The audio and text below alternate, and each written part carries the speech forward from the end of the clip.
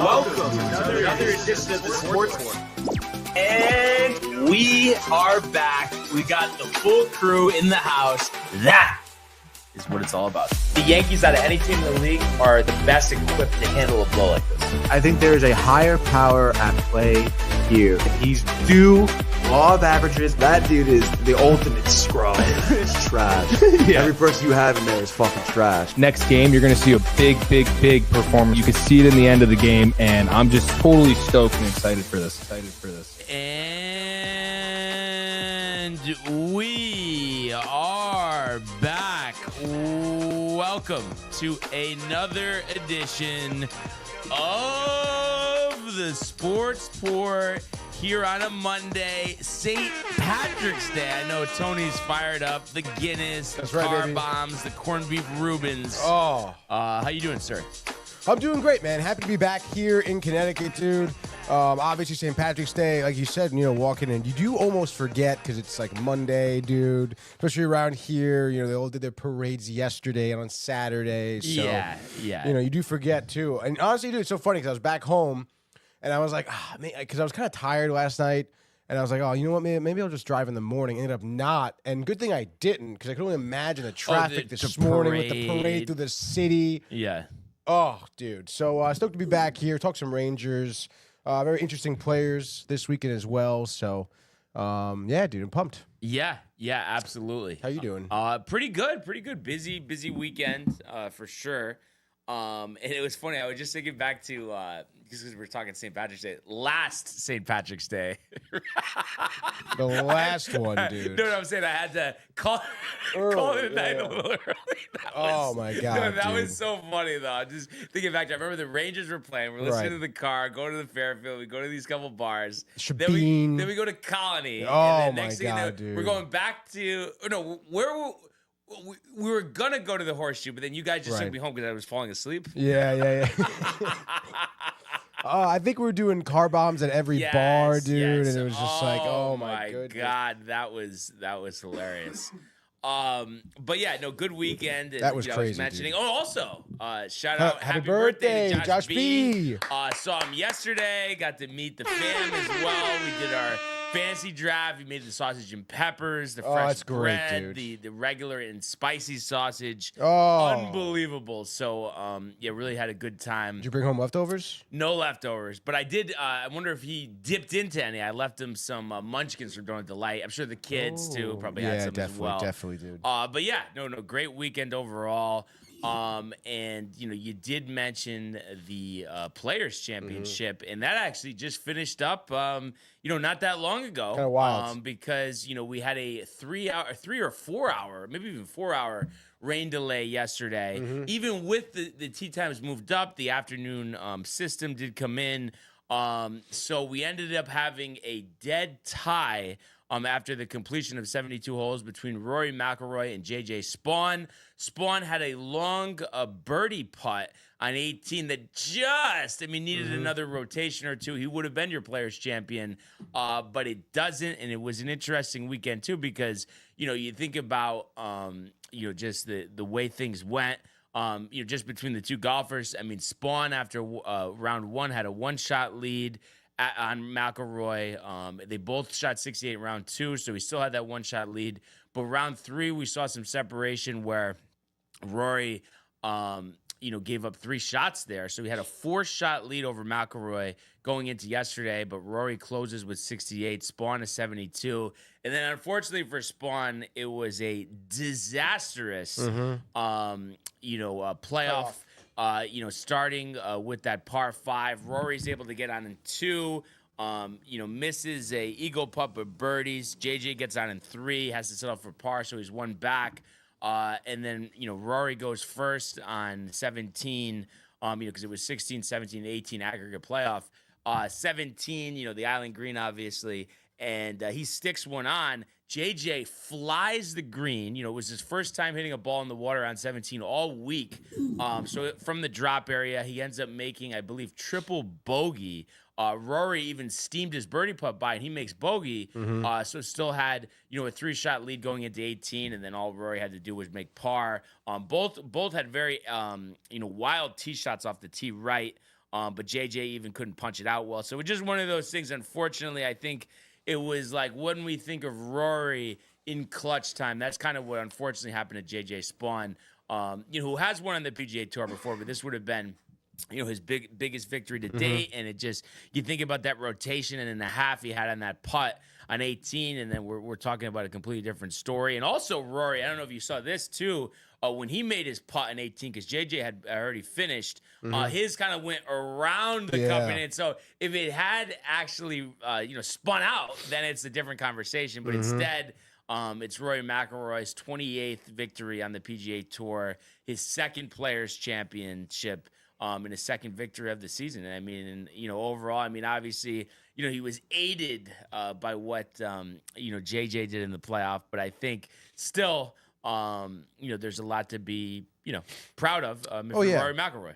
Yeah, I mean, Rory, I think, did play a great tournament overall. Me being home, I was able to catch some of the golf action on Saturday and Sunday, which was nice. And honestly, I mean, it seemed like a lot of people were struggling. The high winds became a significant problem for a lot of golfers on the green, off the tee, fairway, whenever. So it was tough conditions, I think, for all the golfers here. We saw a lot of golfers make mistakes. Rory being one of them. I think he missed 2 easy putts on Saturday. Dropped to 9 under, I think, or 8 under on Saturday. And then had to, start off his Sunday round with birdie eagle, I think, right? Yeah, and he was the first player to start 3 under on Sunday at the Players. Yeah, for the first 2 holes. For the first 2 holes, yeah, which is pretty crazy, dude. So again, I think even more of a testament to how the weather was, having certain problems with some players and stuff like that, and because players became streaky. So I don't know. I mean, at the end of the day, Rory did kind of really just power through all of this and did end up on top. And yes, you can say he was aided by Spawn in the playoff, not playing well, not really having that pressure on Rory, where we've seen him kind of maybe fall short often with that pressure. But nonetheless, got the job done, dude. Second time winning the Players? Yeah, 2019 he won. Right? So, I mean, that's an impressive feat for him, and certainly is setting up, himself to be competitive, at majors coming up, let's say, So I think it creates a very interesting narrative for Rory coming into, to like these majors, like I was saying. And as for Spawn, I mean, he played really well, too. Like anyone else, he was, I want to say, was at the leaderboard. Was he at the top of the leaderboard after Friday, too, or no? Spawn? So after Friday, kind of tough to. I guess I can just look it up. I was gonna say though, he was playing some pretty consistently good golf all weekend, I thought. And I don't know, like his fucking caddy looked like he was on a bender for the past week. I don't know if you noticed that, dude. Like, I didn't. Not clean shaven, like baggy eyes, just like, oh my god, it's hilarious. But yeah, kudos to them, dude. And again, to have to do that too, like in the middle of a rain delay. I mean, that's so tough, dude. It is. To be sitting around for 4 hours, passing the time, figuring out, are we going to be golfing? Are we not, dude? And then you're not, and then you got to rest. You come back tomorrow. And of course, today was beautiful on the course, it was. It was. So, but good for Rory. So I'm looking at this here. So round 1, Spawn and Glover and Camilo Villegas all shot 66 to lead. But after round 2, okay, so that was round 1. But then after round 2, Minwoo Lee and Ashke Bhatia actually were your leaders. Yeah. But Minwoo shot 78 and Bhatia shot 75 to take them out of contention. So Spawn did have the lead after the 3rd round. And like I said, Rory, catching him by 4, that was definitely definitely surprising. And right after the delay,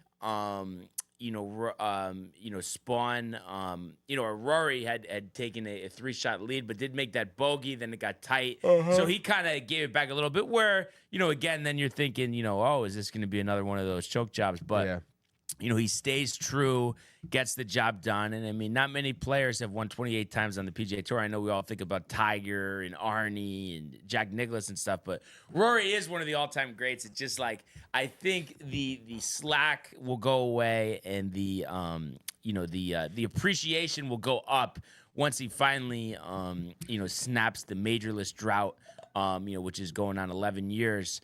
But yesterday I was watching the post-game show on Golf Channel, and Brandel Chambly was saying that he still expects him to win 3 or 4 majors, which is interesting. Really, 3 or 4? Yeah, and he was saying too, and again, you never know how guys' minds change, but just that like he's gonna want to enjoy his latter years, so he's planning on not playing on the Champions Tour. Obviously, Rory's only 34, 35 years old, so he's got a while till then. But kind of interesting. But I mean, he definitely still is, one of the best golfers in the world. And once again, just like we've been saying for the past 11 years, he will have a chance to complete the career Grand Slam next month at Augusta. You think he will? Probably not, right? I mean, you're taking one golfer, you're not going to take him, right? I mean, you're better off not taking any one golfer because, I mean, what are the chances that they actually win? Like, there's a chance, but the field's always better odds. Yeah, but you got to pick one. Yeah, I'm saying I wouldn't pick Rory. You're going to pick him, Tony? Nah, I guess not. But I mean, I don't know. I feel like it won't be Scotty. Could be. Would you pick Scotty over Rory right now? Yeah. Really? Well, yeah. I mean, he's won 2 out of the last 3 Masters. What if it was if you had to bet either Scotty, Rory, or the field? What are you taking? The field. I mean, because Scotty obviously, looked like shit this week. I mean, opened up with 69 and then 70, 72, 73. So kind of, as the week progressed, just didn't get better. And it just seems like this late start to the season, the hand injury, only 1 birdie yesterday, very on Scotty, like 1 over on the front. He knew he needed to have a hot start. He didn't. And that's why, he ends up finishing a tie for 20th, which, for some people, I mean, that's not that bad, but obviously for his standards, I mean, he's looking to win, and he just, hasn't done that yet this season. But I think we all agree that, it's around the corner, right, Tony? Yes, I think so as well. But then what golfer is there right now on tour where you'd be like, if it was him or the field, you'd be like, I think I'd pick him. I mean, there's really nobody because nobody separated themselves. Right? JJ Spawn, by the way, only golfer this year to have 3 top 3s. Oh, wow. They were talking about that on the broadcast. So, I mean, it just speaks to how kind of Spawn of the field. wide open it is. It's the field all day. But honestly, I don't know, because like Ludwig, did Ludwig miss the cut this week? Like he's not playing well. So it's really hard to say. And you know what else was very interesting? I don't know if you saw this, but Justin Thomas, the rally to make the cut on Friday, tying the course record 62 after shooting a 78. To open up on Thursday. I mean, I thought that was pretty crazy. Had a chance to break the course record, needed a par on 18, but hit, I think, the ball in the water off the tee. So he ends up having to tie that course record set by Tom Hoagie a couple years ago. But I thought that was pretty impressive. I mean, I know obviously he didn't end up finishing that high up on the leaderboard, but, just a 16-shot difference, closed with a pair of 73s and had to settle for a tie for 33rd. Crazy. But I mean, I thought it was a great event. You mentioned the weather. The weather was outstanding the first 3 days of the tournament. Great this morning. Obviously a little chilly. I think that played into the speed of the greens. And then, it was just unfortunate. They tried to get everything in yesterday, but you still actually had a decent crowd that came out to see the 3-hole aggregate playoff. You had like Danny Walker. That was a good story. Tied for 6th. I think the second to last player in the field. So he came in at 9 under par and had a 66 on Saturday. They got him into contention. Lucas Glover had a great week as well, opening with that 66. Wasn't able to break 70 the rest of the week, but definitely had a chance. And a tied 3rd finish for Lucas. I mean, at a tournament like this, you take that every day of the week and twice on Sunday tonight. Yeah, that's right, dude. It's again, I think it kind of goes to just how obviously crazy golf is, but again, the weather. I mean, I think the wind was really just blowing balls around, especially on 17, dude. It seemed like it was so hard for golfers to play that hole, even though it's 130, right, to the island. 137. 137. Yeah. It's crazy to see how golfers obviously taking their time figuring out the best way to place their ball, even on that green, because the green was outrageous, dude. I mean, just the spin, rolling. You don't know, is it going to go off? Is the apron going to catch it? Exactly, dude. So, pretty crazy to see, certain players like Glover out there, like JT, who are just so inconsistent all weekend long, and these are great golfers. Golfers who have won before. So, I thought it was a great tournament, dude. I think that the course was beautiful. I think that the level of competition was pretty high as well. So, and of course, I mean, not for nothing, St. Patrick's Day, playoff, Rory wins, Ireland. Man, Come on, be- man. It writes itself. Yeah, it really does. Mm-hmm. It really does. But you caught a lot of the coverage over the weekend? Or? Yeah. It was beautiful, dude. Gorgeous. Yeah. No, like it really like that. That's why I always say that. I mean, this tournament definitely is the best non-major. Yeah, I think so too, dude. So fabulous week, and congrats to Rory again. Second players, 28th win overall. And then we will have coming up on Thursday the Valspar Championship. Copperhead course, that's where Domac actually went on his golf trip last year. And actually I was looking it up. I believe Scheffler's in the field there. Obviously trying to regain his form, but it's actually not bad for a non-signature event. So think about the next couple of weeks.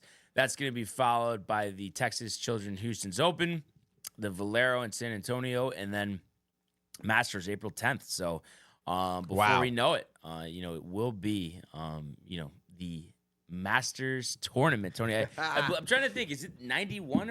Is it 91st now? Right. I want either 91, 92. I want to say last year was 90, right? Yeah, I'm thinking 91.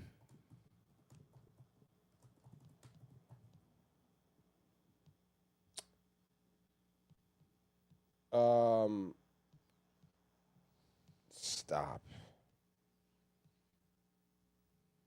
1961. This is the 88th. Well, 34. Is it really not going to be 4? Yes, whatever. Oh. 89th.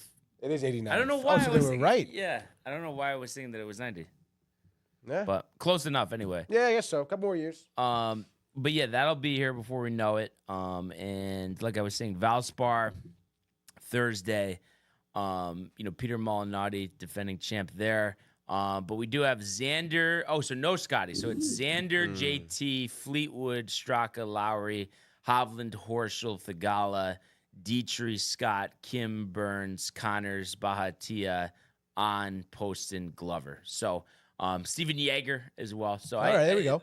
It'll be a solid non-signature event for sure.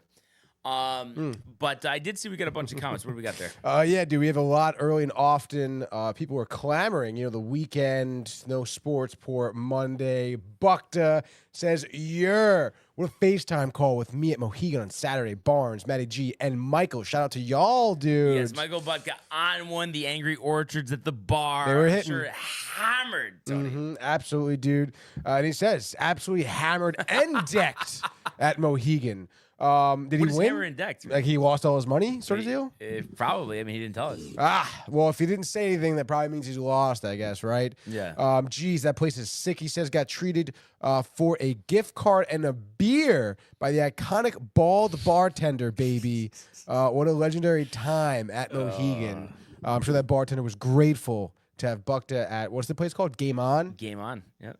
Game On, dude. Yearney, speaking of which, says, and then he says, Bukta, who gave you your permissions? That's actually pretty funny. My mother says, top of the morning to you. Then Josh B in the house says, yo, fam, what's good? Great time yesterday, Barnes. Ernie does Let's say, go, Josh. Legendary. nice meeting you, Barnes. Happy Yes. birthday, Ernie, Beep, we he did a says. couple grids, by the way. Really, dude? Yeah. Whoa. And then Kev Dew says, let's go. Greetings and salutations. We still want the smoke. Kev Dew. Michael Bukta had a Stella Artois as well. Great an choice, Artois. dude. Artois, dude. Gambled $10 on the Wheel of Fortune there. Mohegan's my favorite for sure. Stayed up until 12:15 a.m., dude. That's late for Michael Bukta. Is it? For Michael Bukta, right? Like, I don't know. I don't know. I think he's not saying Sounds that like late, it. Yeah, right? I guess so. Stayed up at Game On for hours and hours, Tony. Never been. Yeah, no, I mean, just the string pin, I think, sets the wrong tone for you. That's a problem. I don't know if we could even really get you in the door. No, I'm not doing that, dude. No, That's ridiculous. Fuck that, dude. Like, what a waste of time. And also, I was just thinking about he didn't get home till 1:20. I thought he was staying over. I assumed he stayed over as well. Getting It's tough. hammered like that, but I guess he wasn't driving. Doesn't matter, right? We don't know that. Well, Come on, Tony. No, yeah. But also too, I literally would have completely forgot about this because I was about to move it along. Yesterday was Selection Sunday, so the field is set. We'll have to do our bracket on Wednesday. That's Tony. right, dude. Big Wednesday. But you can, losing to Creighton on Friday night. Not good.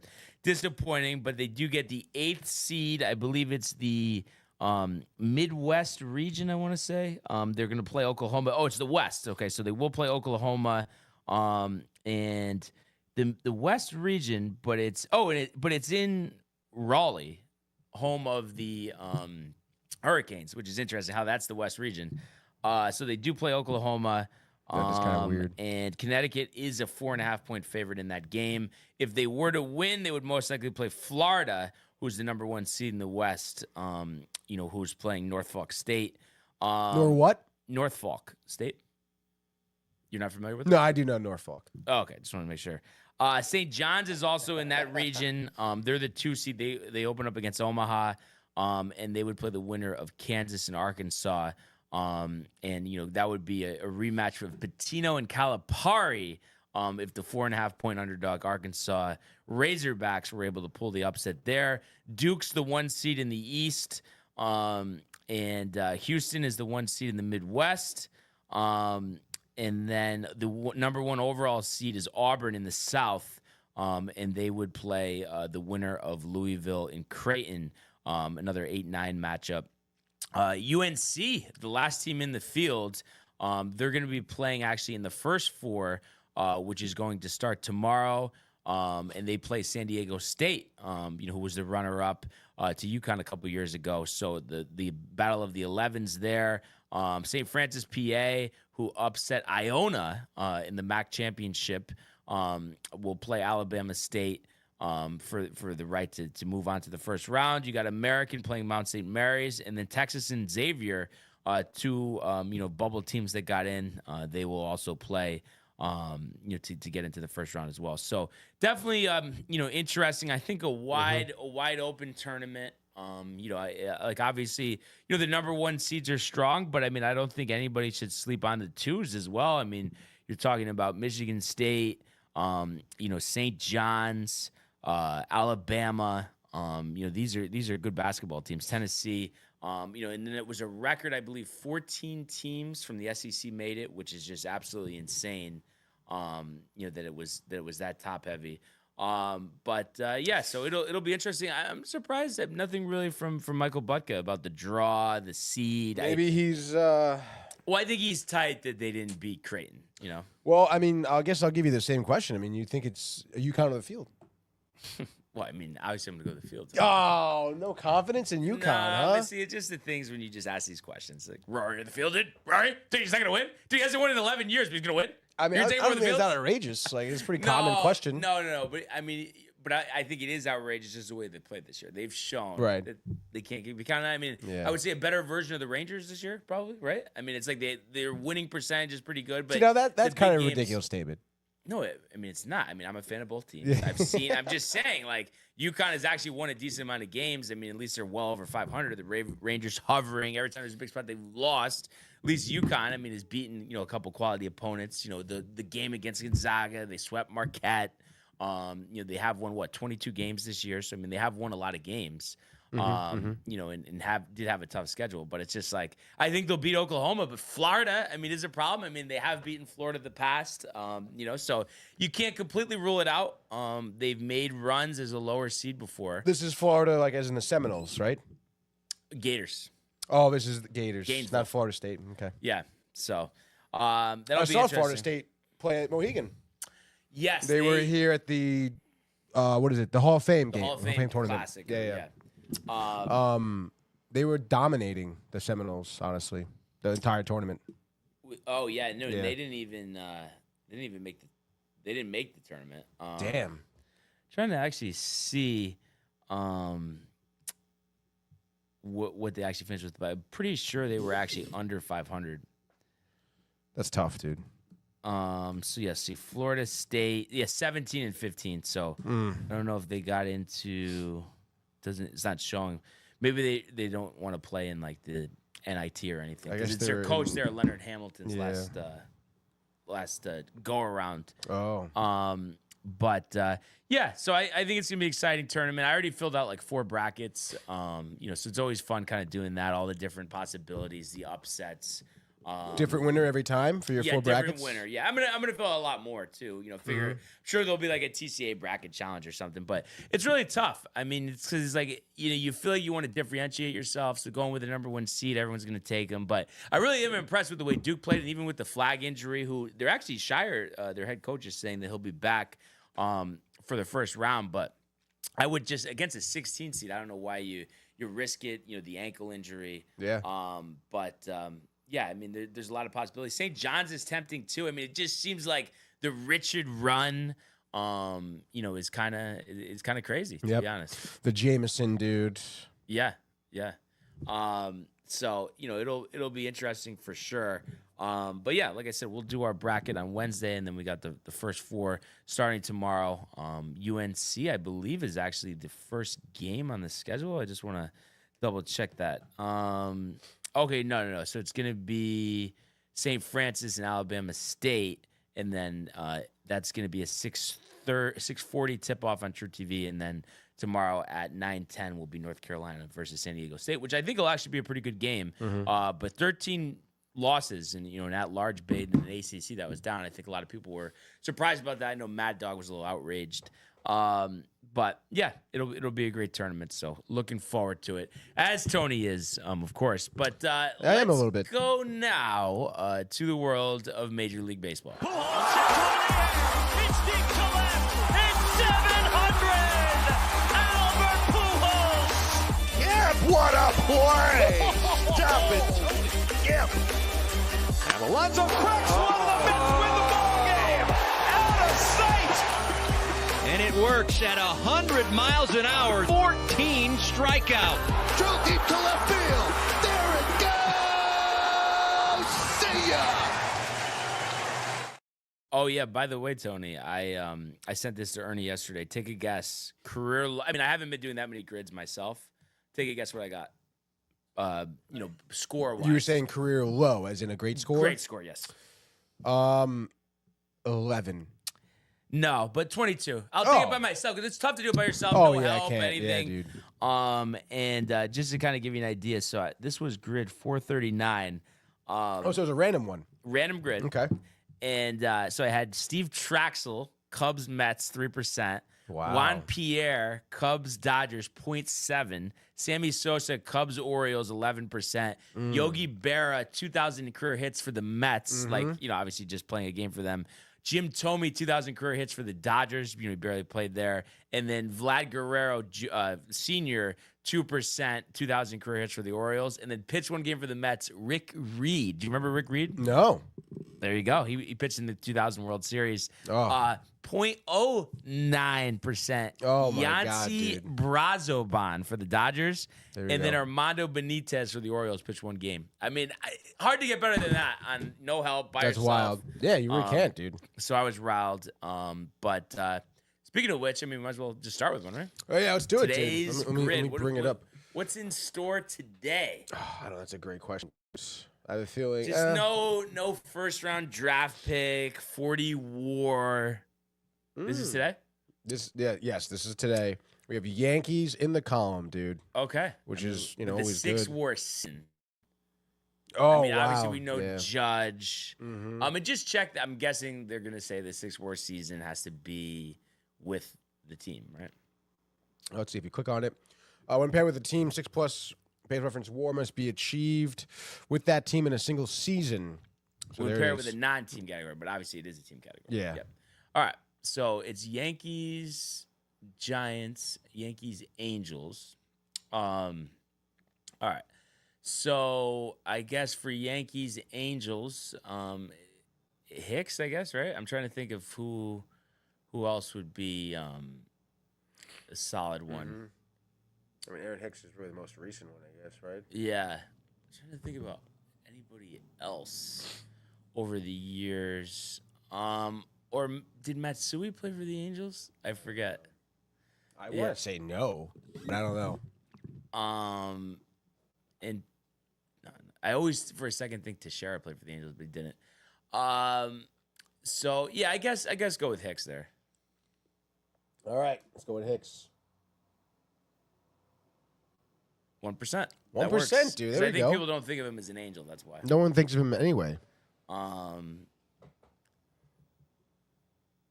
Ming Wong. Yeah. I mean, we know not to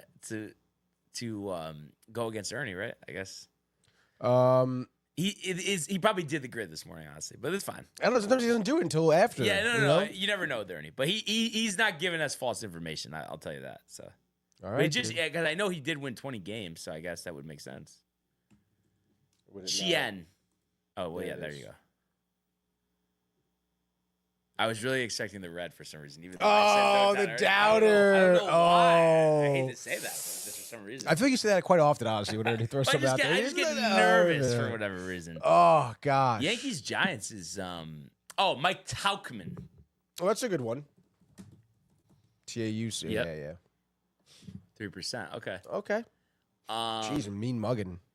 And then 20 win seasons, and then Cardinals. Okay, so Cardinals, Angels, Troy Glaus, Tony. That's a good one. Do you remember Glaus? The name sounds familiar. I can picture it on the back of the jersey. But you maybe can't not. picture the Can't spelling. picture the spelling, dude. Maybe not. 2%. Dude, this is Wow. off to a pretty good start. Little 1-2. The Cardinals, Giants. I just had this yesterday, and I got a good one. Reggie Sanders. Oh, okay.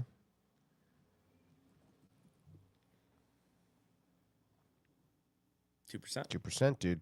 What did I say? Ernie threw out Orlando. Zapata. St. Louis 6+ WAR. Okay. All right, if you say so. You don't think he did this morning, though? 0.7. Must have. All All right, so Giants 20+ win season. And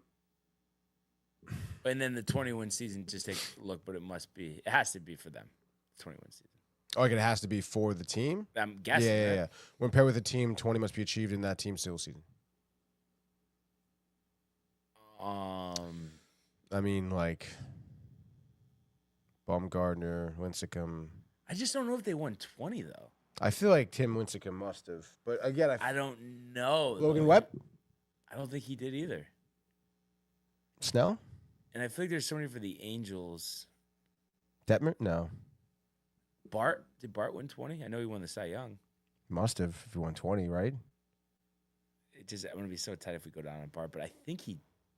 Ohtani. I'm trying to think though, but what was the team? I remember Cologne was like kind of nasty, and then he went to one team, and then he like blew up, and before he like, yeah. No, but I'm saying you remember he was. Yeah. Because what was it? He was with Cleveland. Did he win 20?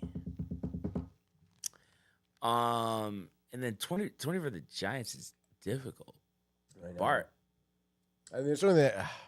Yeah, I don't know. I mean, if that's fun to go with, we can go with that. 6-win season. Oh, but we go back to the big one. Michael Buckner says Bart, baby, by the way. What is he saying though, Bart? Like he wants us to pick Bart, I guess. Says Bart, baby. Bart who? Oh, Bart. That was actually bad. Well, just Bartolo. We're saying Bartolo, not Bart. Get it right, Michael. What's Ernie say? Clemens, bottom right.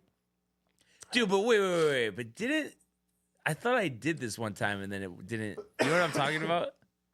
No, that we had 21 season plus and a 6+ No, WAR. I thought it was a 6 WAR that he didn't get. Remember? I don't know why I was thinking that, but I don't remember. well, I would think Randy Johnson too, but Yeah, that's true. But all right, you want to go Bart? I'm nervous about that All one. right, well, then I'll go Bart then. I don't. You really don't remember with Clemens? I remember being. Oh, but maybe it was because it wasn't with the Yankees. Okay, so I guess go Clemens then. Roger Clemens. Okay, 7%. Gritting his teeth. Oh God, dude! All right, Did Angels. Bart win 20? That's the question.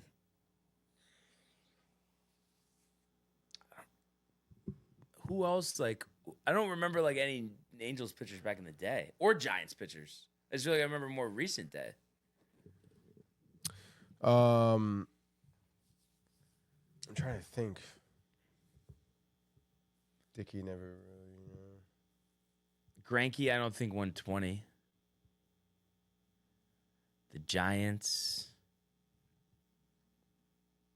I mean, I guess Lincecum could have 120. I wouldn't think so. Questioning the Schwab gets you nowhere. You know what I swear? It was, I don't know. Maybe it was an 8 WAR that you needed or something. But I swear there was something that Maybe. Well, he had a 6 WAR. Yeah. I mean, give us something, Ernie. I mean, what? Bumgarner? I have a feel like he didn't. Bumgarner didn't. Well, because I feel like regular season he wasn't always phenomenal. But he did have, some pretty good seasons as well. And then Lincecum. You're thinking Lincecum more so. I would think so. Ernie? Nothing right he's now. tight about the Schwab. Yeah, he is. Didn't questioning it. Guess you nowhere. Bart Bumgarner was meh. Wow, Buckta. Surprised. I didn't think he was like a Bumgarner, aficionado. Yeah, well, I guess just seeing them win the World Series Yeah. and not it be the Yankees. Tight. True. But I mean, we gotta. I guess we could go Bart. I mean, it's just go Bart. I guess. Hope for the best. It's just gonna be tight. You want to go Bart? It's either that or we try Lincecum on the other one. What do you think is more likely to hit? Bart, I guess. All right, let's try we Bart. won 21 time, but I don't know if it was. Before I hit select, I'm just gonna say. Wow.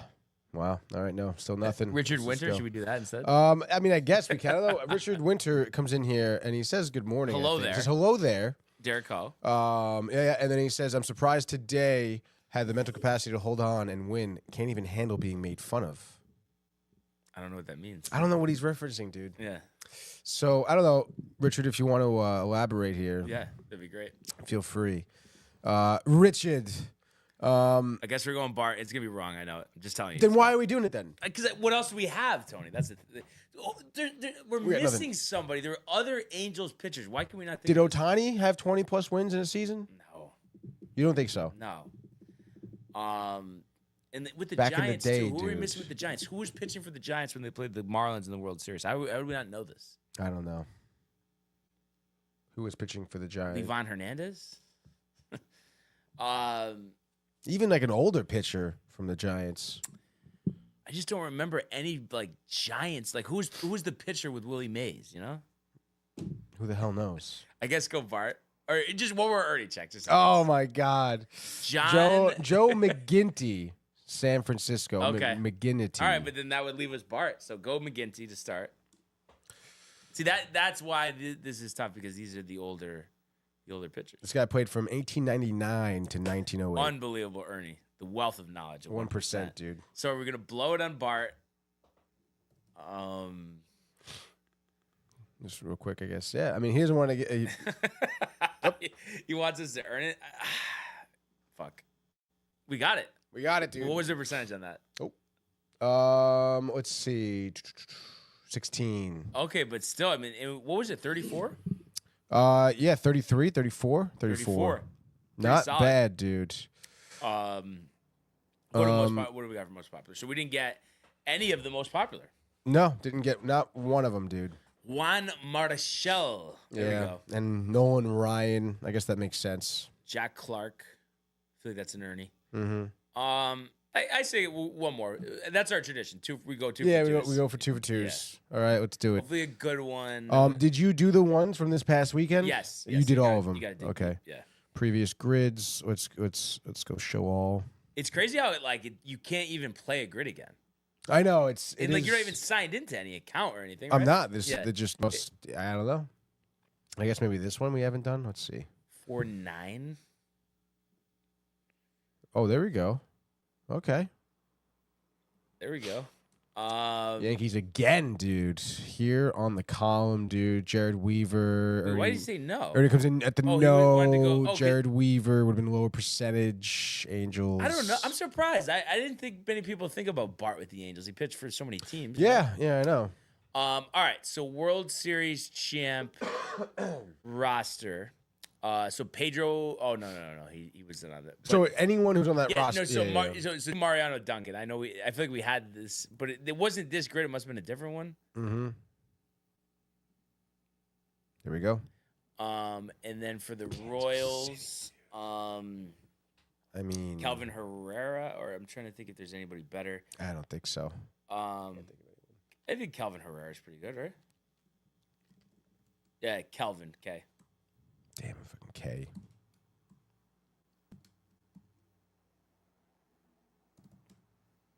There he is. 1%. Phillies. Aaron Rowand. Okay.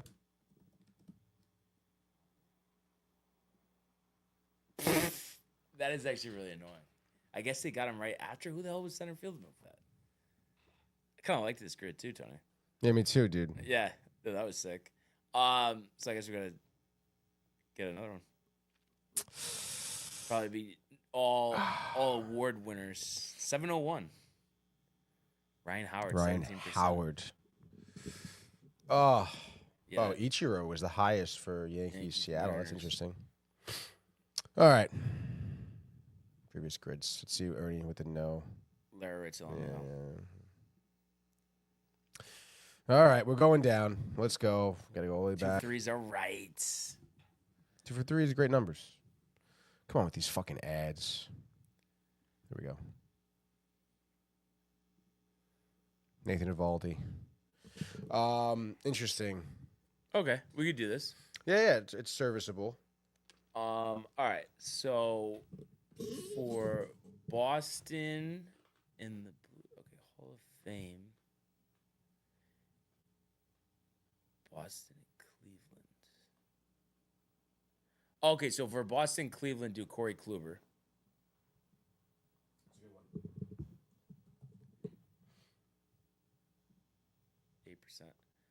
Could have done Boston, or was he on Texas? I think he was on Texas too, so could have done that one. Okay, Boston Blue Jays, Gold Glove.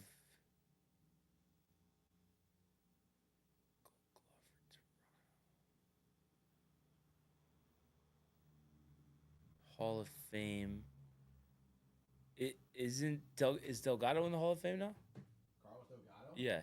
I'm trying to remember. I don't think he is. No? I could be wrong. But I don't I feel like I remember him being on the docket but not getting in. Pudge for Texas.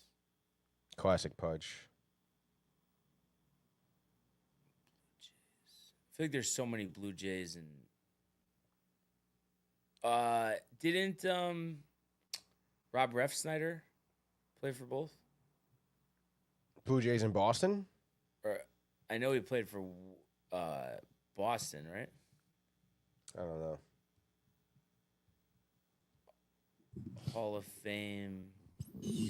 Red Sox Jays, Rajai Davis. Rajai Davis. That's a good one.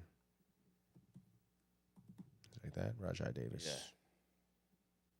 That's a good one. 0.2%, dude. Hall of Fame for Cleveland.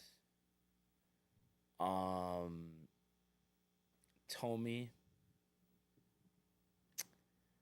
Trying to think if there's any. Is Larry Doby in the Hall of Fame? Larry? Gordon? I don't know, dude. Trying to think of the guys from. Roberto Alomar. Want to do that? You're tight because of the Mets. You know, I had his baseball card growing up, and I thought he was a really cool guy. And then he came to the Mets. All right. He sucks. I mean, that's what happened. Go Alomar. You don't think it'd be too high? Nah, I think it'll be less than Tommy. Really? Yeah. Let's see what Ernie says.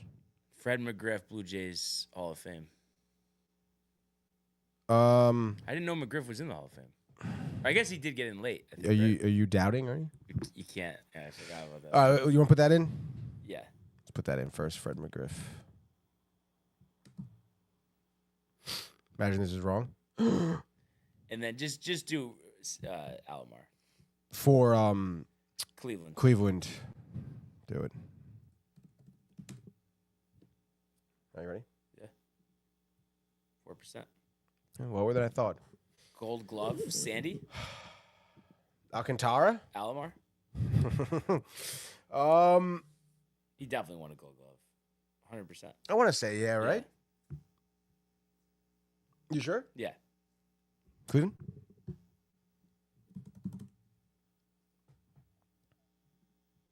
Hmm? 7%. There we go, 7%. Gold Glove on Texas. Oh, God. Elvis Andrews? Yeah? I think so. Oh, it's not how you spell Elvis. But I'm not positive, though. So maybe settle for a second. Oh, I know boy. Rafael Palmeiro did, and everyone was shitting on him. Do it.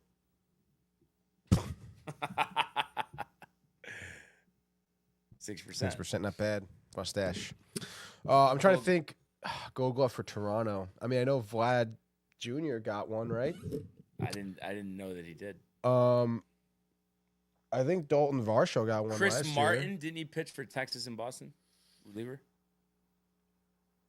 He pitched for Boston, I know that. Yeah. Hall of Fame. Yeah.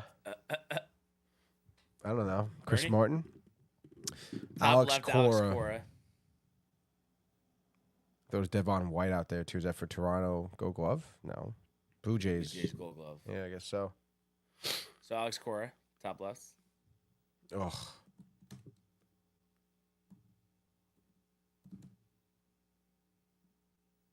Wow, point one, dude. And then what do you say for Toronto? Gold Glove, Blue Jays, Devon White. Devon White, dude. So 8%. for the Hall of Fame, we know Pudge. We know what Ryan. I forgot. Who else played for the Rangers, like in the 90s, who probably would be inducted? Well, I think Juan Gonzalez had the steroid thing too, right? Mm-hmm.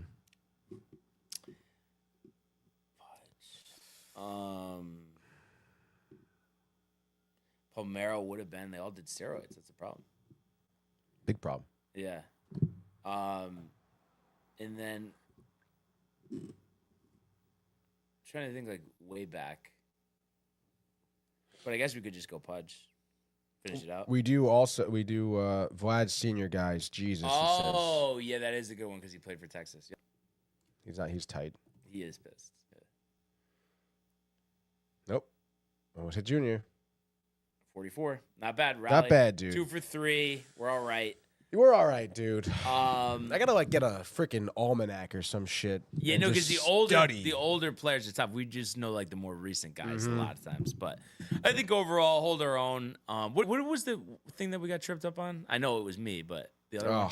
Let me see. Was it this?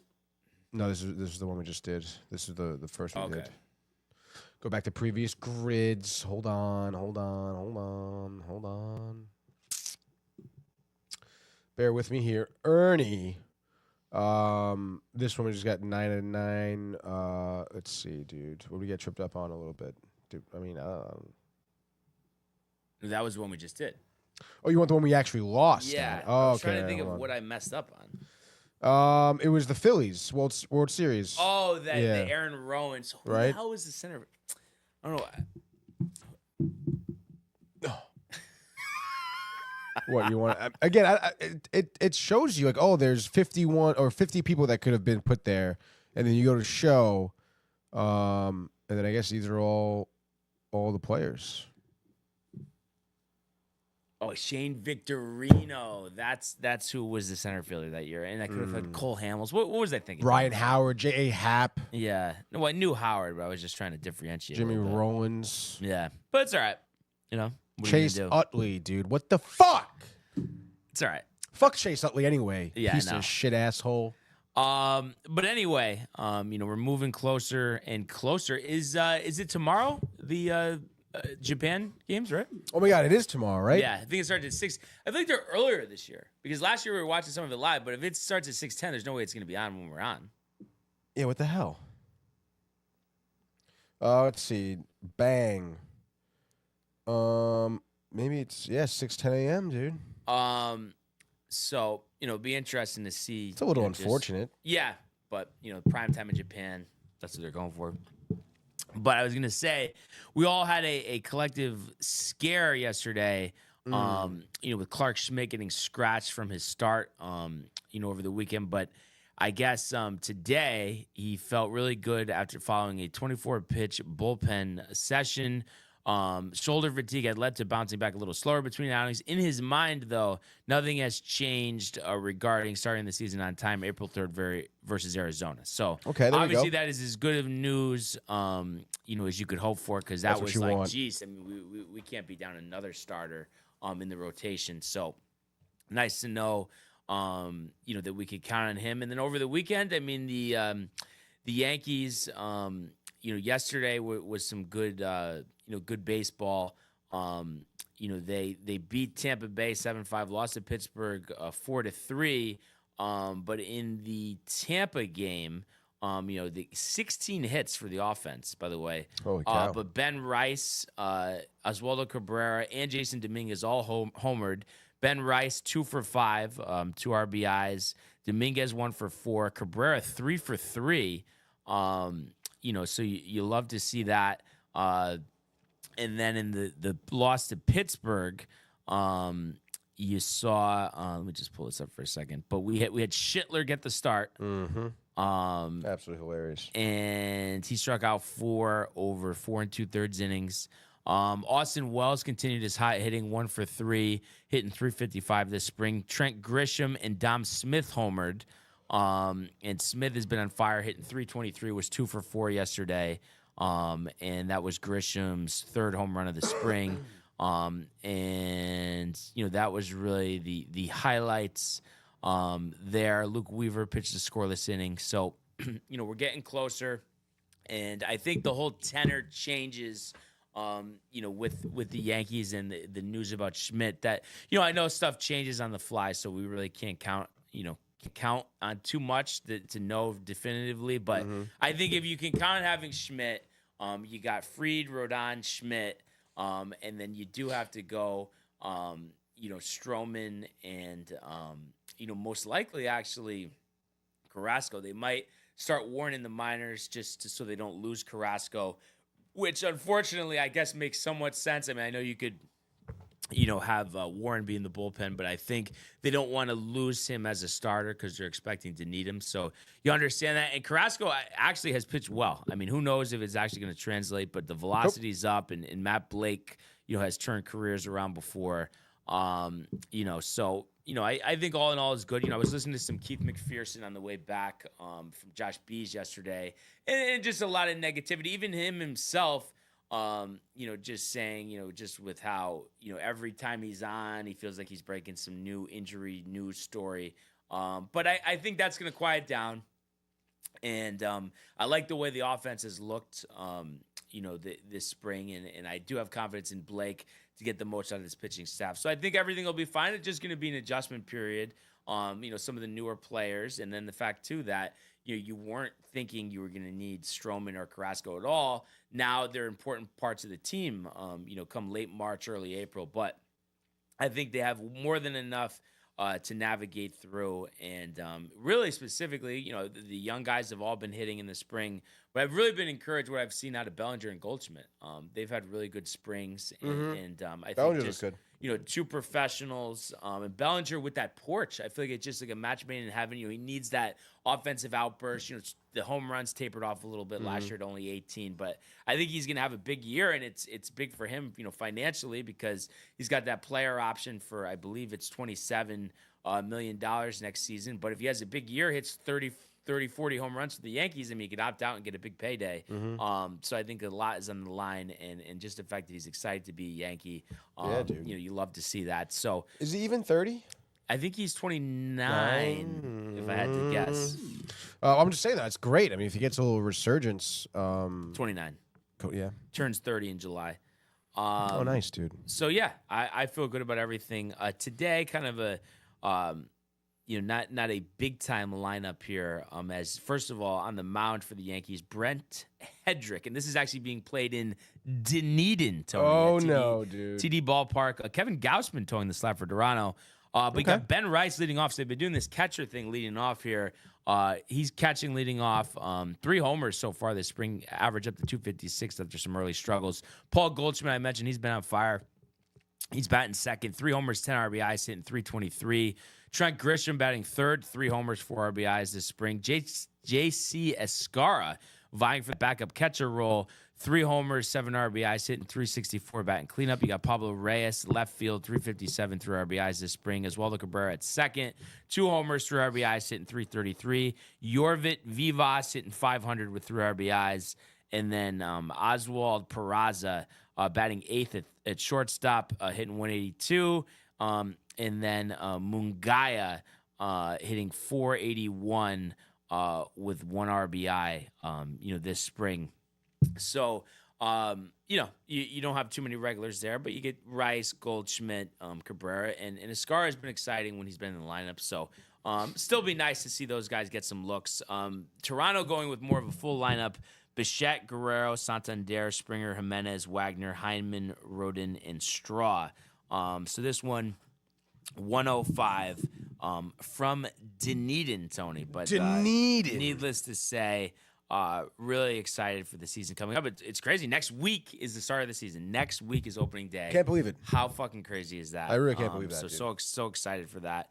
But the Mets this weekend. What do we got? Nothing great, dude, unfortunately. Well, I think, Friday was a tie against St. Louis, 3-3. Soto, 4th homer of the year. I believe that was the Clay Holmes start, dude. The opening day starter. Who was named the opening day starter, I think, on Friday, actually. So that's going to be pretty interesting, dude. I think people are going to be hyped to see him. He has been pitching well this postseason. I believe Friday was his worst start, though. 4 1/3, 2 earned runs, a couple RBI doubles, what have yous. Saturday, lost to the Nationals, I believe. Nothing really great there, I suppose. I'm trying to remember who pitched on Saturday. It doesn't really matter because yesterday you had Senga pitch. Maybe Senga pitched Saturday. Now, I think yesterday was the 4-0 loss or 5-0 loss to Houston. Lack of offense. Lack of offense has been definitely out there. But, those rosters on Saturday and Sunday, weren't like exactly your who's day who rosters, So your who's who? Your who's who, yes, dude. Yeah. The who's who of the Mets farm system. But nonetheless, dude, you got Split Squad today, dude. You had 2 games. There you go. Mets, A little dude. 2 for Monday. A little 2 for Monday, dude, on St. Patrick's Day. Luck of the Irish. You got 2 1-10 games, by the way. One against Tampa, which is pretty interesting because you have Griffin Canning, who's been pitching pretty well, but he's facing off against a former Met farmhand, Mike Vossel. There we go. Which is pretty interesting for Tampa. Totally forgot he was on Tampa, to be honest. And then I believe you have Paul Blackburn towing the slab against Miami at 1 o'clock. And there should be lineups out for both. I would think. Imagine. Dude, Nelson, right? good morning. Good morning, Nelson. Looks like we have the lineups here. Tampa Bay, check back later for the lineup, but for the Mets here, this is against Tampa. We have Lindor leading off, Nimmo batting second, starting in left, Winker at DH, Terrens, who's batting cleanup, who's been not batting great, but has showed some great defensive skills behind the plate, which is great. Siri batting 5th in center, Beatty getting another start at second base, which is also kind of interesting. He's been getting quite a few looks at second base. Meneses is starting at first, Azokar in right, and De Los Santos rounding out this lineup. He's getting the start at third base. That's going to be against Tampa, as I said, and then against Miami, dude. Looks like we have a lineup out for that game as well. We have Marte, who's leading off at the DH position. Soto starting in right, batting third will be Alonso at first. Vientos batting cleanup at third.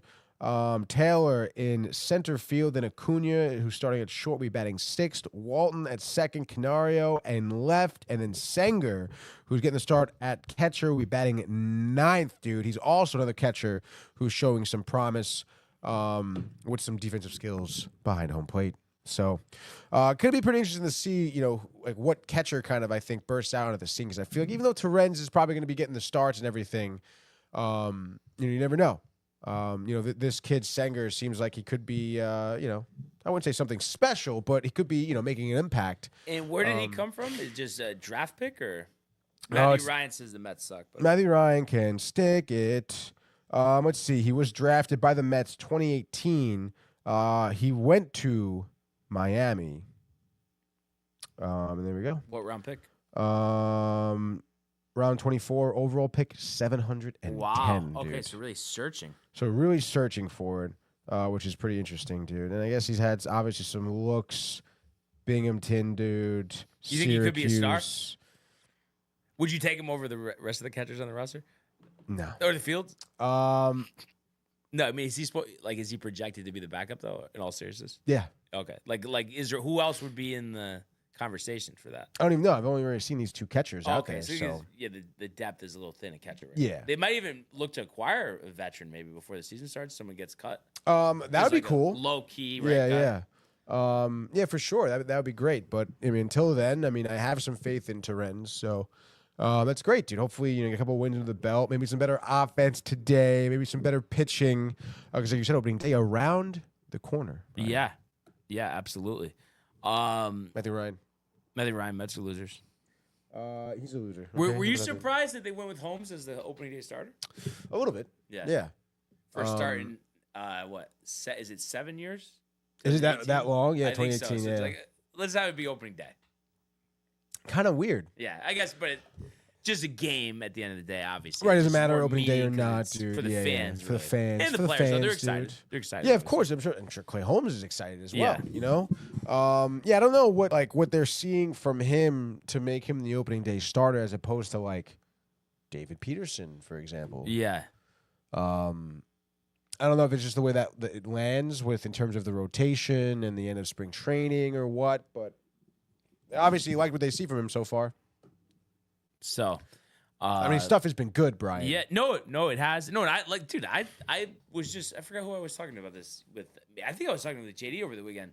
But I mean, I bought his jersey, Tony. I mean, if anybody was a Clay Holmes fan, it was me. It's just like the last couple of years, obviously, he just killed me with, giving up the home runs late. Obviously, different mindset now as a starter, but the raw stuff has always been there. So it'll just be interesting if it translates, Yeah, for sure. You should wear his jersey to opening day. Yeah, I'm sure that would get a lot of chuckles. I think it would, yeah. Kind of like, because that's what I think Allen did to the last Mets. I think the Mets game last year, he wore a strawberry Yankee jersey. Oh, my God. Like, it's Daryl. That's sick. That's what he was saying they were saying. The fans. No, yeah. I mean, what do you do, right? It's the same guy. I mean, it's not really like you're not that guy just because Strawberry. I mean, obviously he was more known as a Met, Yeah, and I mean, not for nothing. I think if I saw that at the stadium, I would take that as like you're kind of supporting, like you're supporting Clay Holmes, you're supporting the Mets, Yeah, you're supporting, But you don't. So I'm surprised though, because I would think if more you would just be like that guy, like you would think that you're being that guy. You know what I mean? Like, oh well. Like, this guy did play for the Mets, but you have to have the Yankee version. I'm surprised that wouldn't go through your head. No? I feel like for Strawberry, maybe more so than it would be for Clay Holmes. Holmes, to be honest. But, yeah, just thought that was kind of funny. What do you think about Joey Gallo going to the mound? Released by the White Sox, wants to convert to a pitcher. Did you see that? No, I did not see that, actually. Yeah. Why?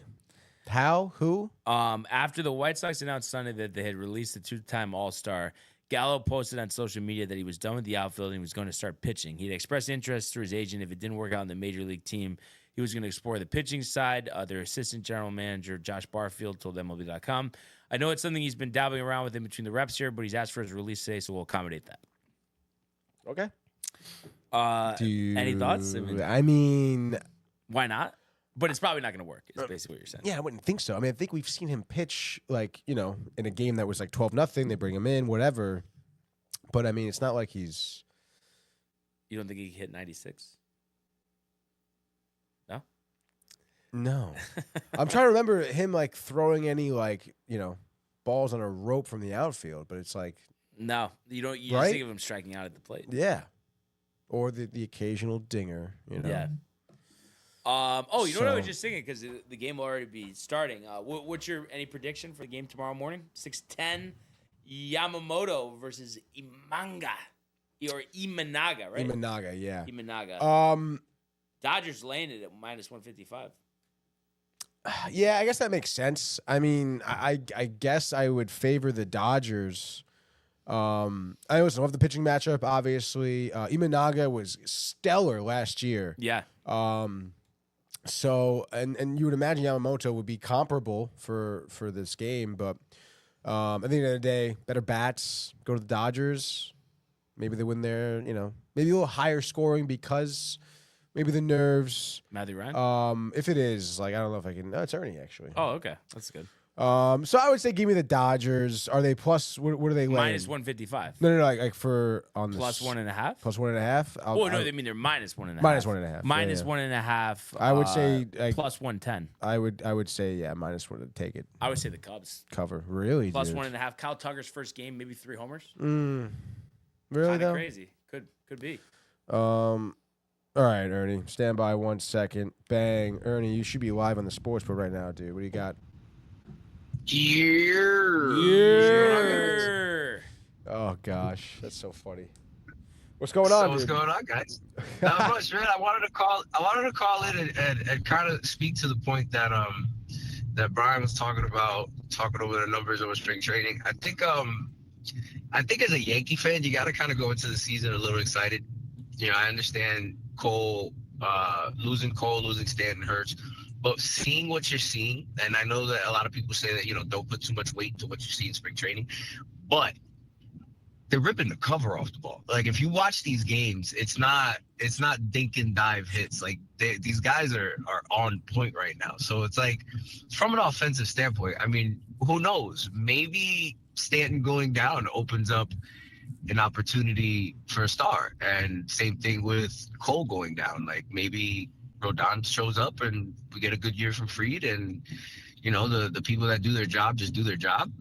I think watching spring training, honestly, kind of has you comfortable going into the year. Like, all right, we're not in a bad spot. Yeah, it could be a lot worse. It could be a lot worse. Yeah, there's a lot of guys that you think potentially could step up this year, and even not the obvious names. Of course, you brought in Goldschmidt, Bellinger to help the offense, and shout out to Josh because he was kind of all over Goldschmidt to start. I was kind of not exactly hunky-dory on it, but, I mean, he's been hitting real well. It seems like there's some life left in that bat, and I think he's excited to be a Yankee. Bellinger I was always excited about, but like you mentioned about the opportunities, what about Ben Rice? All of a sudden, he's starting to kind of hit, and you would think DH is going to come down between him and Dom Smith, Yeah, and it's like that's even Dom Smith is another one. Like, we talked about it yesterday. You have Dom Smith, you have Cabrera, you have Rice, you have Jones, you have Dominguez, you have you have a lot of upside. It doesn't seem like it seems this sounds very weird, but it seems like the Yankees are going to be in a position where they're going to have to let some young talent go to keep some young talent, which is never a bad thing, but it is, like, you get what I'm saying? Oh yeah, absolutely. I mean, yeah, they kind of all of a sudden have a surplus, and you think about Cabrera, finally getting like a shot at a full-time role. Does he take advantage of it? I was saying to Josh yesterday, like, we'll see what happens. Hopefully he gets off to a good start, but I kind of am feeling that Peraza is going to get traded sometime this season. I mean, I would love to see it out with him, but I just feel like there's not going to be room on the roster, and since he's running out of options, like, they're not going to want to lose him for nothing. I do agree. I do agree with you in that point, but I do feel like we are going to get rid of Dom Smith soon. I think to get a solid player, like to fill either starting pitching or to get another bat, maybe a third baseman. I think Dom Smith will be the guy to go, not Spencer, not Cabrera, not Peraza. I think Dom Smith's going to be the guy to go. That's interesting. I mean, yeah, he has been hitting well, and then, Rice can take over that role. Plus, I love having Rice on the roster that he could be our backup catcher, so we could either carry 3 catchers because his Scar has been hitting well, but I don't know. What do you think about that? You think they'll go 3 catchers technically? Because I know Rice you don't think of as a catcher, but that's how he came up, or do you think they take advantage of that and only go him and, Wells to start the year? I think they go 3 because with Stanton being out, they're gonna have to do some platooning. So I think Ben Rice is gonna come up and play first and catch. Yeah. Yeah, no, I think that makes sense. Yeah, it just gives you more flexibility. And Ascara has been hitting the ball like crazy. So, but yeah, I would like to trade Smith if we get a takeover. He'll come up with Lombard. If we need them later on in the year, come like after the All-Star break where you got some injuries going on, you got some people that are probably down and out. I see Lombard and him coming up. And who knows, maybe like a team like the Mets, might want Smith back. I mean, he's been hitting well. That's funny. Kind of. Yeah, that's really funny. What I'm saying, It wouldn't be a good story, Tony, like coming back full circle. Where's he going to be on the Mets, though? DH? Where do you have a Beatty DH? for Smith. Yeah, dude. Take Alvarez, too. He's injured. We'll give them both to you. I think you're not. We'll give them both. You're not that high on Beatty, though. You're not. I'm not that high on Dom Smith. But I think you're like. Come on, He's Tony. been hitting better than Beatty Tony. this spring. No? Yeah. Wow, you're really starting to sound like Barnes now, Ernie. Come on, Tony. Come on. Come on, Tony. Oh, God. Oh shit! No, but honestly, I'm excited, and I think despite the injuries, it's just the fact that that's the excitement that we haven't had in a long time. That there's so many guys from this system that are going to play a big role this season. And I think that's what makes it really exciting. Well, that's what the call was about. Like, I know a lot of people will ask us as Yankee fans, like, "Oh, how can you feel so confident with Colby? Your ace is out. How can you feel so confident with Stanton being out?" I mean, what has no other team won a championship without their ace? Like it's not like it's impossible. Like injuries happen to other teams and they get right back on a horse and end up having a nice little run. So, I think this year feels a little more comfortable with the injuries going into the year. And I think we really need to, if this works out where I don't even say, let's say, clearly it's World Series of busting our heads as Yankee fans, clearly. But let's say a year with no Cole, a year with no Stanton, bunch of questions at prospects. Let's say we make another run to deep in the playoffs or to the World Series. Can anybody really now? Can we give a little slack to Cashman and Booney for doing what they did without the pieces that people said they'd be nowhere without? I mean, yeah. I mean, obviously we got to get to that point first, but if that happens, absolutely. And it is crazy because you think about it. I mean, there have been instances where teams, like the Nationals, for instance, the year after they lose Bryce Harper, they win the World Series. So like, it's like stuff like that happens all the time. I don't think it's that far fetched, but it absolutely would be a good job, especially if the guys that we're talking about step up, and then that you think about the front office making the conscious decision not to get rid of him, and they're the ones that play the role. Because also, we haven't even mentioned his name. I know we were talking about him yesterday a little bit, but Austin Wells, I mean, just looks so locked in. I mean, he's a guy who really could have a big year this year too. And that's what I'm saying. Like there's been, for the last couple of years, there's been so many questions and criticism and doubts to Cashman and Boone and what they're doing and this, that, and third. I mean, it's not a far-fetched sight at this point, looking into the season, that this year would be the show me year. Like, all right, you wanted to keep the prospects. You didn't want to get rid of certain guys. You didn't want to do this. You didn't want to do this. But these are the reasons. All right, now let's see if it actually worked. Let's see if there's some weight into what you want. You get what I mean? Like even if they don't have the all-star years, solid years from these rookies is all that's needed. It's like the do your job aspect. It's like if you look at how the Dodgers won last year, bro, they had players on their team that were doing their job, like Edmund, Tommy Edmund, right? Tommy Edmund TK doing his job, Muncy doing his job. It's guys that do their job that was away from the big names. I mean, Freddie Freeman was hurt. Shohei didn't have technically a great postseason. So it's like, if you look at what's the recipe that has been winning in the league for the last couple years, we're kind of poised for it. Yeah, no, you're right. You're right. It's the other guys that make the difference. Like Teoscar Hernandez, who's still a pretty good player, but you think about all the firepower with the Dodgers, he was big in the postseason. Kiki Hernandez, another one. Like, you don't think he's that good, but those are the type of guys that usually step up in the postseason. Yeah, Edelman, like that guy that nobody wanted to pitch to him. Yeah. Mm-hmm. Yeah. So, Definitely going to be an interesting season ahead. But I can't wait. That's for sure. Yeah, but that's all I wanted to call about. I'm on my way home. So, Did you do the grid yet today, dude? I haven't. I did the grid with you guys. I didn't do it. I didn't do one on my own. Okay. Okay. All right. Yeah. No. That was a big assist. Appreciate it, yeah, as we always. Appreciate it, Ernie. Absolutely, man. I got you. I was sitting in a Fulton Fish Market, and I was just like, you know what? Let me help these guys out. But thanks for the call, man. Appreciate it. Definitely call in anytime again, and we'll talk to you soon. Absolutely, guys. Have a good day. All right, You too, dude. Peace. Ernie. Like that, dude. Just like that. But yeah, I think just to wrap up what we were saying. By the way, Imanaga, Tony, 15-3, sub-3 last year. Unbelievable. So pitched well. But yeah, I think Cubs all day. I mean, I even might take him outright at plus 130. But why not have him with the plus 1.5, minus 130? You know. And usually these games out of the country, neutral site, high scoring. I think they were. High we saw scoring that last year too. So over 8.5. I mean, I would say over and Cubs. I mean, maybe they win 9-7. 9 Yeah. to 7, dude. Yeah. Okay. So, are you going over or under? Yeah, By the way, hammer the 7.5, over. By the way, now it was opened at 8.5. Now it's down to 7.5. Oh, interesting, dude. But I'll still go 9-7. Yeah, I would still hammer the over. I would say, yeah, I'd probably say somewhere around maybe like 6.5, 7.5. All right. You know? Yeah. So Yeah. FOX. I guess Joe Davis right, dude. on the call with Smoltzy, right? Yeah, John Smoltz. Bright and early. Yeah, dude. You know how much you enjoy Smoltz commentating. Oh yeah, no, he's very, very pro Yankee. Yeah, you really enjoy that. It's like you're listening to the Yes Network.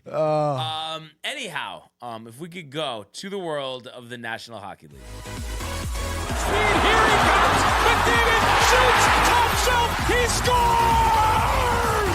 Captain with the overtime winner. That's the middle. That's a world-class hit right here. Tomsky stepping. Rink Washington made the full split save. Are you kidding me? Turn. Side of the net. Between the legs and they score. Filthy. David Pastrnak. The silver trophy to the Golden Knights. The split of the Sixes, over the weekend.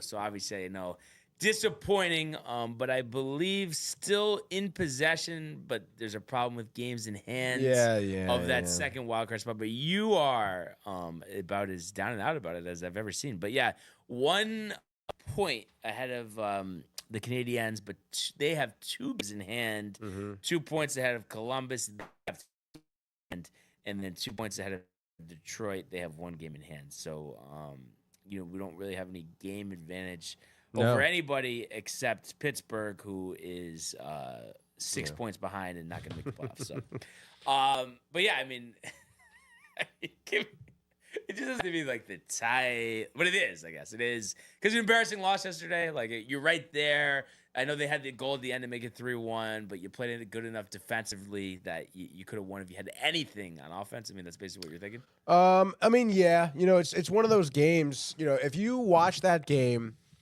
and let's say the Rangers were in Ottawa's position, you're right, where it's like they kind of have it in the bag in terms of wild card. And you're looking at the rest of the years and like, okay, this is going to be us being tested against better teams that would be facing in the playoffs, potentially the Cup final. And you may look at this game and be like, boy, that was a really hard-fought game against a good team that could make the Cup final. So, like, we'll chalk it up to that, which it's what it would have been. But instead, you're in the position where you need points.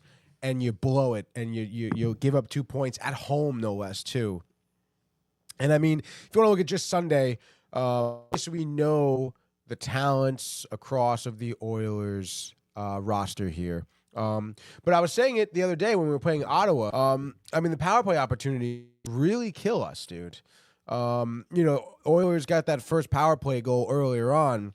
Right before the end of the period, and it wasn't the third power play of the period? It was the third power play of the period. So it's like right away they're getting power play opportunities. And against a team like the Oilers, like it's really tough to defend. You know, they're already a fast team that relies on a lot of offense to win games. And all of a sudden now, if you're down a man for, what is that going to be? Like at least like 6 to 8 minutes or whatever, however long the power plays were, right? They're 2 most of the time. Right. Yeah. So, and it's like all of a sudden that's like half the period almost. Right. And then, so of course you're going to be gassed. Of course you're going to be down a goal, okay? Like Down and out. Down and out is right, dude. And I mean, in a game like this where you need a little momentum in your favor, like that's kind of like what I was hoping would happen to the Rangers. That the Rangers create opportunities that force the Oilers to commit penalties, and then all of a sudden they go up 1-0. Instead, it's the Oilers that are capitalizing on the power plays. It's the Rangers who are playing catch up the entire game on their heels. And then, of course, their power play unit doesn't fucking work, okay? They have the opportunity at the end of the game to score more. That third period, and again, it's the same nonsense I feel like we've been seeing when it is a close game. And then all of a sudden, the third period comes along, maybe the last 8 minutes, and the Rangers want to play harder. And the Rangers want to have good, like, again, this could be maybe the other team saying, oh, we can play defense and win this one. But still, like, how do the Rangers out of nowhere start generating shots on goal and you still fucking miss opportunities? You still have cross-ice passes that you just absolutely whiff on, or pucks you just can't, corral onto the edge of your stick and put back in, behind the net. So, I mean, obviously, Sunday sucked, dude. 22 shots on goal, obviously not enough offense that you want. And I guess Skinner played a really good game. You got to, I guess, tip your hat to him. He's kind of really refined himself in between the pipes there for Oilers. So that's cool, I guess, for him. But, I mean, if you're the Rangers, to have Will Cooley have the only goal in the second period, another night where your, top players are not on the board, It's just like, how many more times are we going to see that? How many more times are we going to try to be like, oh, like they'll come around, whatever, Yeah, it's just kind of like, are you kidding, basically? Are you kidding is right, dude. I mean, this is a winnable game. It's Edmonton, for God's sakes. Like, they have weak points. Yes, they're a great team. But you know what, dude? Like the Rangers should have won this one, all right? If they just kind of played a little more disciplined hockey, and didn't give up so many obvious opportunities, they'd probably been on the better side of this one, dude. So instead, you get swept in the regular season by the Oilers, which is tough, dude. I mean, I feel like in prior years, like last year specifically, it was the opposite. It was the Rangers taking care of business against the Oilers. So, I don't know. I mean, it's tough, dude. Obviously, a lot of people out there have the Oilers winning the Cup this year. So, I could sit here and be like, oh my gosh, like. Again, like if the Rangers played their season correctly, it would be a very hard-fought game against a great team, and I wouldn't feel that bad about it. I may even feel positive about certain players, but it's interesting. I mean, you're looking at this box score here. I mean, I don't know, dude. I don't know what the deal is with that fourth line getting not a lot of minutes. Right? Look at Rempe, 7 minutes. Berard, 6 minutes. Brendan Othman, 6 minutes.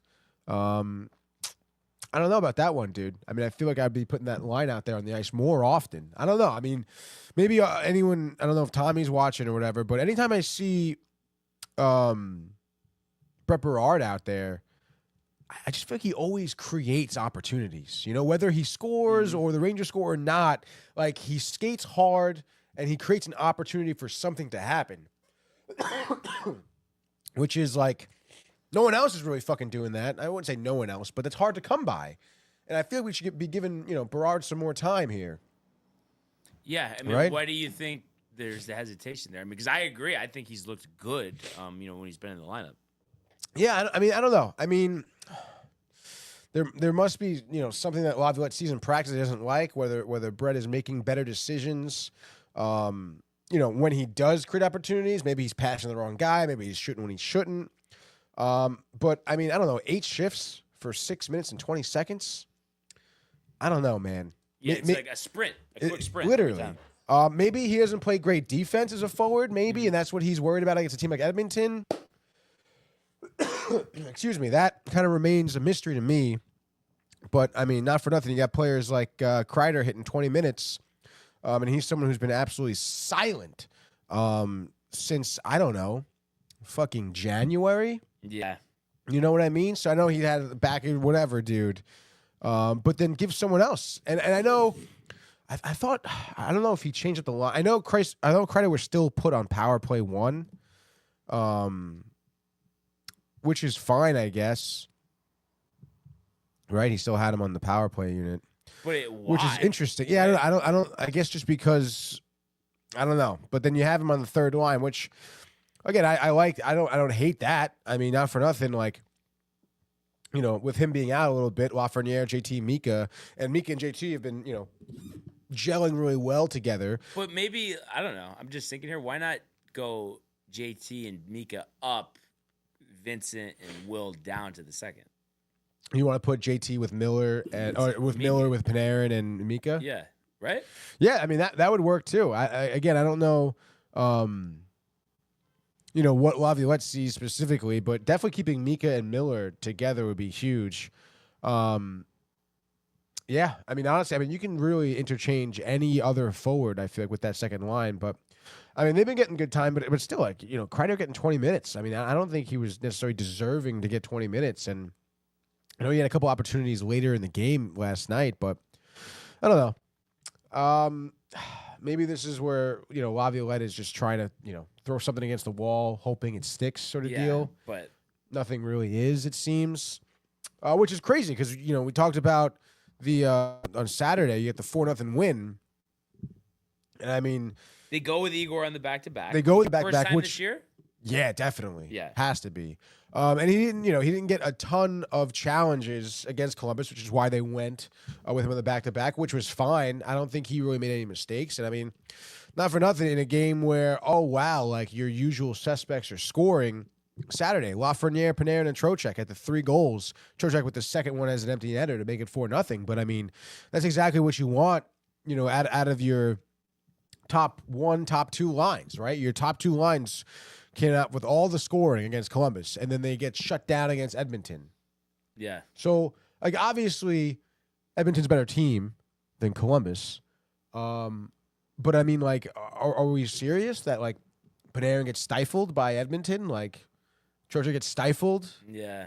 Where you get nothing out of them. Like, a couple shots on goal, I think. They didn't even get a lot of shots on goal. Yeah, JT had 2. Panarin, I guess Panarin had 4. Mika had 4. Vinny T didn't have any shots on goal.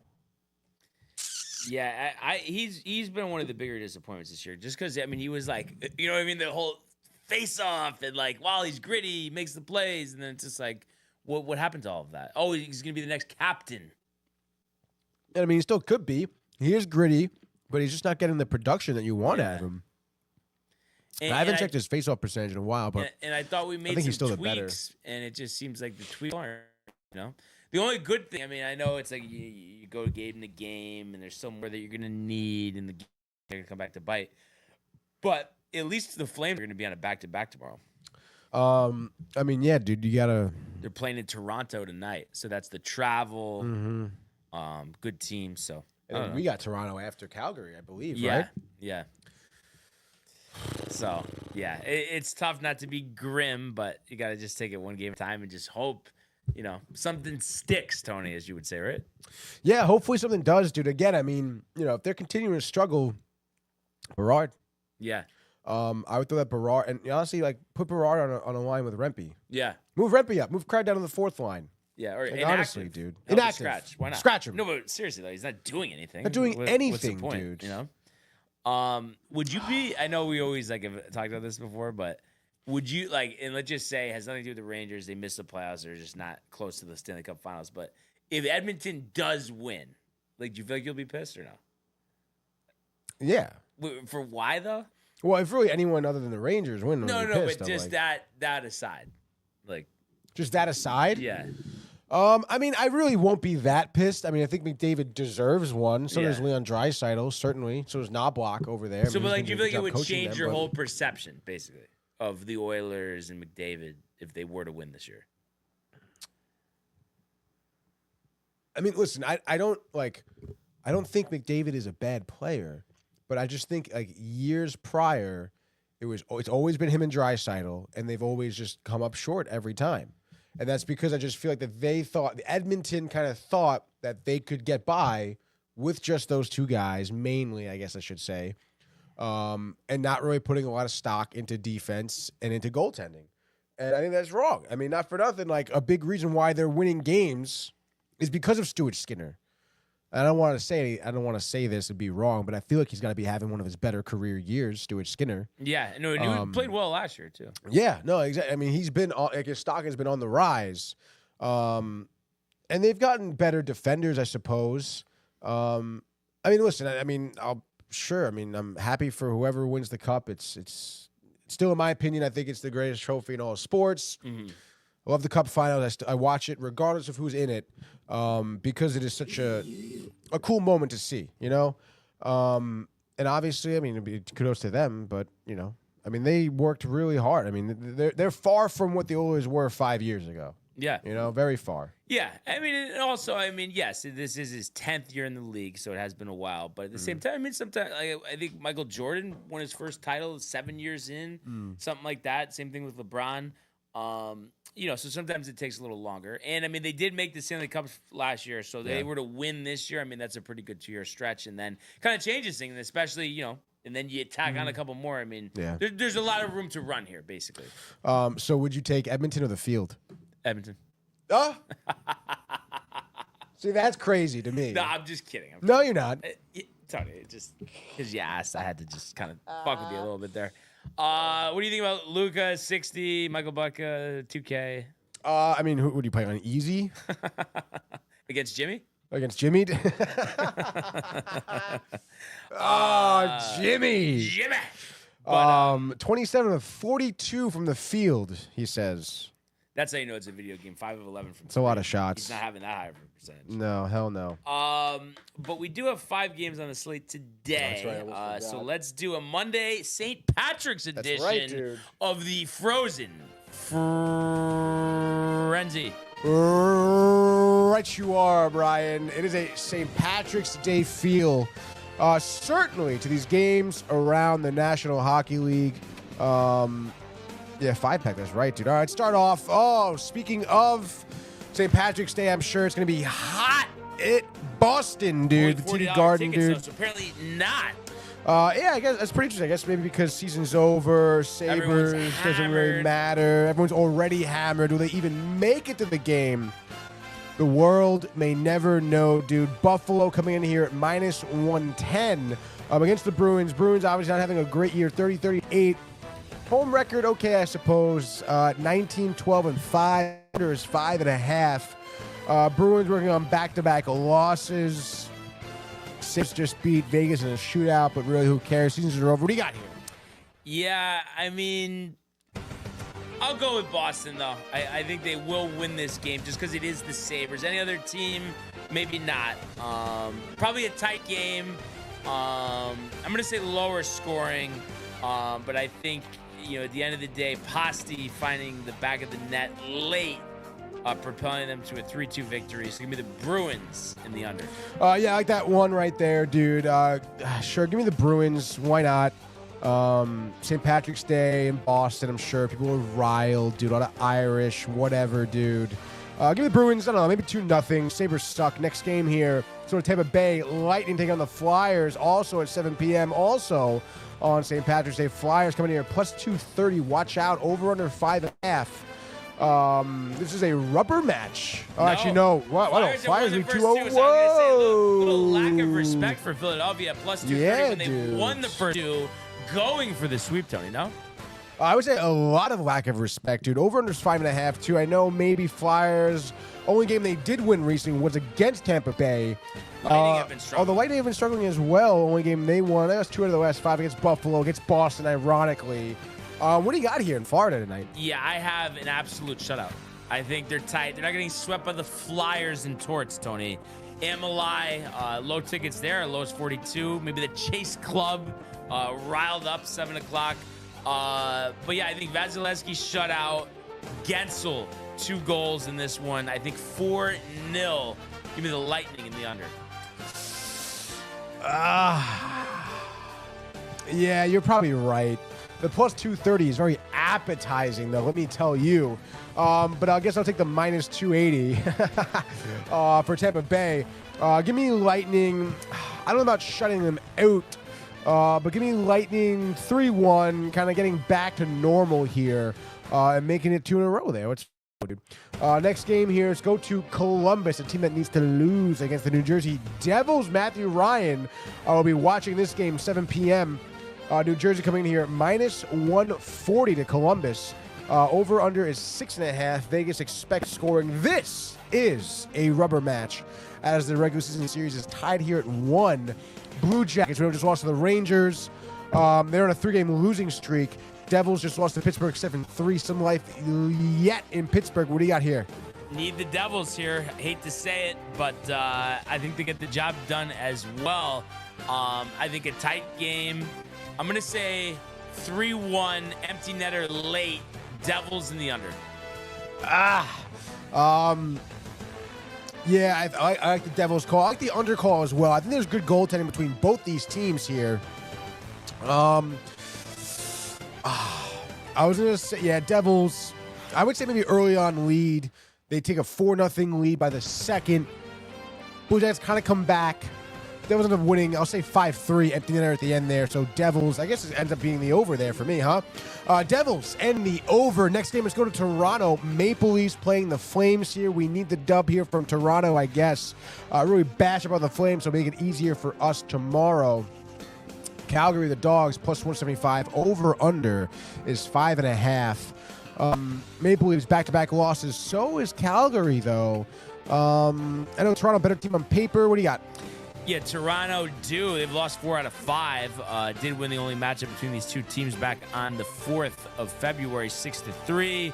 And I think they win this game 6-3 as well. I think you'll see Austin Matthews with the hat trick on St. Patrick's Day. And I'm going to say Maple Leafs in the over. Love Maple Leafs call. The over, I don't know. I can maybe even see maybe Flames score 1. Toronto scores 4, which would give me just on the under. Mitch Marner, 2 goals, 2 assists. Toronto, and the under. 8 p.m. now, we go to Minnesota. The Wild taking on the LA Kings. This is actually a great matchup here for 8 p.m. If you're out at the bar, you can check it out, dude. LA coming in here at minus 150, so they're the road favorites here. Minnesota, the injuries we know, even though they did lose to St. Louis, lost to the Rangers, we know that. They've lost 4 of the last 5. The Kings are actually playing some hot hockey right now as they're in the 3rd spot of the Pacific. But they were a wild card team, by the way. I believe they knocked out the Wild. They're on a 5-game win streak. Wild need to win. Kings looking to make it 6 in a row. What do you got? Yeah, I'm going to say the Schneid, is snapped here for the Wild. And the Kings struggle on the road. Great at home, but road 13-7-5. So I think the Wild get the win here, dealing with some injuries to Eriksson Ek and Kaprizov.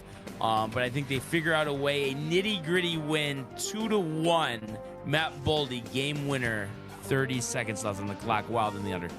Give me the Kings here, making it 6 in a row, ladies and gentlemen, and sweeping the Wild at the regular season here. I mean, listen, we've been hot on a few guys. Quentin Byfield has been someone, I don't know how he's been doing over the weekend, but I think he was on an 8-game point streak, really killing it for the Kings through these last 5 wins. So I say he gets a goal, maybe a couple assists as well as some usual suspects. But Minnesota's still getting bogged down by the injuries as we're approaching the postseason, which is unfortunate for them. But give me Kings winning this one. I'll say 4-1 Kings and the under, dude. And just like that, that is your St. Patrick's Day frozen frenzy. So a little 5-pack there. Great game to end the night. Great game to end the night. Yeah. And then, other than that, Knicks back in action tonight, hosting the Heat, 7:30 on ESPN. Brunson's still out. Knicks have, won 2 out of their last 5. Last one on Saturday against Golden State, they lost a close one, 97-94. Obviously, a little team without Brunson, but that was yet another loss against one of the top teams in the league. So they will look to rebound tonight. Heat are kind of a mess, 29-38. So you would think the opportunity is there as the Knicks have won the first 2 games, of that series. So, we'll have to see what happens. But definitely, an exciting time in the world of sports right now. I think I saw Jameis is going to meet with the Giants too. Oh yeah. Yeah. I know that. That makes sense. No, it's just as a stopgap type of guy. Yeah. Because I think you're drafting somebody. Yeah. You're not bringing Aaron Rodgers crazy. So No, I think it's fine. You want someone to throw his picks, And then the Texans, Derek Stingley Jr. Signing a record 3-year, $90 million extension in the corner. So that's the highest paid corner in NFL history. And then the Bengals, 2 extensions with Jamar Chase and T. Higgins. Chase, 4 years, $161. Higgins, 4-year, $115. And both getting the first 2 years of the deal guaranteed. So that's something they had to do. And they were making jokes, I think, on DNR just about how they're paying all these guys. They're going to have to win every game, 40 to 38 or whatever you want to call it. But I think it's something you had to do. I mean, that the combination of them two with Joe Burrow and Chase Brown you throw in, who had a really good year last year. They're just gonna have to draft well on defense and hope for the best and hope changing the defensive coordinator, Lou Amarillo out. So I think you had to do it though at the end of the day. I mean, I would try to give Burrow as many pieces as possible, keep him happy, to be honest, dude. Yeah. I mean, it's a shame what's been happening to the Bengals the last few seasons. I know with Burrow's injuries, but still, just the lack of offensive line, the contract negotiations and stuff like that just doesn't really seem very copacetic over there. No. So you just have to hammer the draft. Yeah. Hope for the best. They're still trying to bring back their sack leader, Trey Hendrickson, as well. But we'll have to see what happens. But other than that, I think that's really, where we're at. But definitely another great show today. Really appreciate everybody who tuned in and continues to comment, like, and subscribe. All of the archives on the YouTube page, Tony, Michael, Renee, and Jay and Costume, the merch at DowntimeTV.com. Want everybody to enjoy the day, enjoy the games, and we will see you mañana. Hey guys, Tony here from Downtime TV checking in. I want to thank all our fans out there who's been liking, subscribing, sharing our content. You guys are the best. You guys are our bloodline. You make us love what we do. Thanks again.